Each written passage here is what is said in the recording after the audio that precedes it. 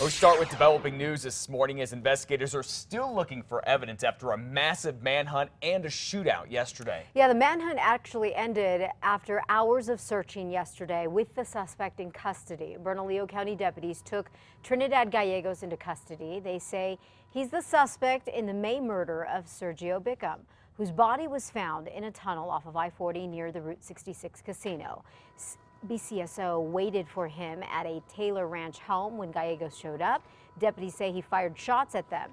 Investigators say Gallegos was injured but got away. Now, during a 4-hour manhunt, deputies say the suspect broke into at least 2 homes and tried to break into several others. The SWAT team found a trail of blood that eventually led them to Gallegos hiding in a closet. The Sheriff's Department SWAT team was clearing a backyard, observed blood outside of a windowsill. The window was open. The deputies opened the windowsill, saw a larger amount of blood. BCSO says Gallegos went to the hospital to be treated for injuries. 3 Albuquerque schools had to be put on lockdown, and several neighborhoods were closed during the search. A former Los Alamos National Lab contractor will spend a year in prison for trying to sell nuclear secrets. A U.S. district judge sentenced 71-year-old Marjorie Mastroianni to a year and a day in prison. She admitted to conspiring to help her husband, a PhD physicist at LANL, sell classified information to a man they believed to be a Venezuelan government official. That man ended up being an undercover FBI agent. Now, her husband, 79-year-old Pedro Mastroianni, pleaded guilty to his charges last year. He's in federal custody pending sentencing. He faces more than 5 years in prison.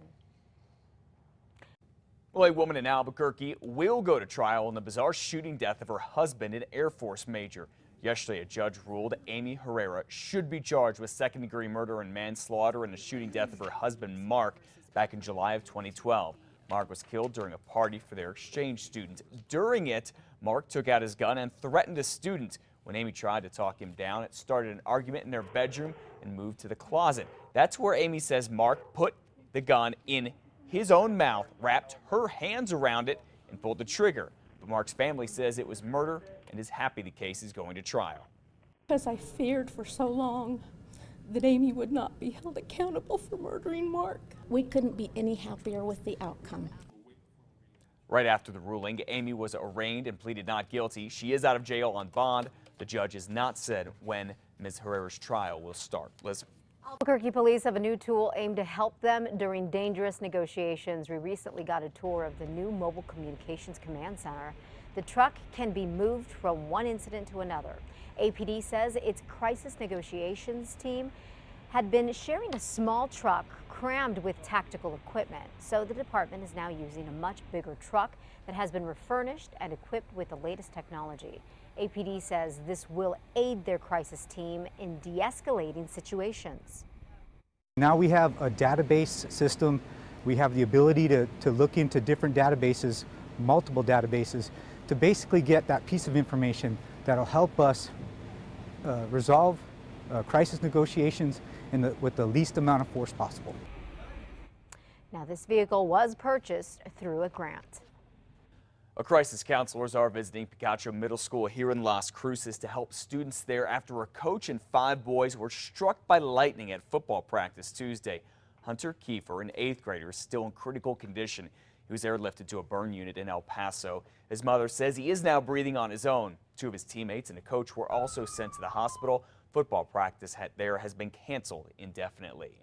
Well, the state has an idea to keep people from jumping off one of New Mexico's most popular tourist attractions, the Rio Grande Gorge Bridge near Taos. No, it's not a fence or safety nets or a higher railing, at least not yet. It's telephones. And in the next few months, the state wants to copy what's been done at a bridge in upstate New York, set up a series of phones on the bridge that connect to a crisis hotline. A lot of bridges around the country actually have these. Taos County estimates that about 6 people a year commit suicide by jumping off the bridge. The state Department of Transportation will still look at putting in physical barriers to deter the jumpers. Well, New Mexico's Bandelier National Monument is banning drones. The monument's leaders say incidents involving drones at other national parks prompted this decision. They say the drones have created a lot of noise and disturbed animals and visitors. They also point to a recent crash of a drone in Yellowstone. So with the new rule, anyone caught using any type of a drone within the monument's barriers could get fined and go to jail. Liz? The city of Albuquerque's desire for a bus rapid transit system has kept plans for repaving, new landscaping, and a redesign of Central Avenue on hold for years. Well, now some think it's time to move on. I think we just need to proceed because this has been maybe now going on 25 years of waiting for some kind of rapid transit on West Central. ABQ Ride hopes to start BRT service by fall 2017 with dedicated bus lanes along 13 miles of Central between 98th Street and Tramway. But while there is still no final design to show how BRT will change Central, we want to make sure that we have all of this in a row. We're fairly close to figuring out things, but it's a very complicated process. the redevelopment of two intersections along Central Avenue is also stalled at Rio Grande and at Lomas. The next step is to get public comment in October. The city will then submit another plan to the feds by the end of the year, when the city hopes the mock-ups for the BRT will be complete. We'll keep you updated. So how far can you stretch a buck? Depends really on where you live. The Bureau of Economic Analysis is showing that the real value of a C-note in each state is this. Check this out. In New Mexico, $100 is actually worth $105.49. $105.49. In Mississippi, your $100 is worth $115.74. And in the pricey state of New York, for example, $100 is only worth $86.66.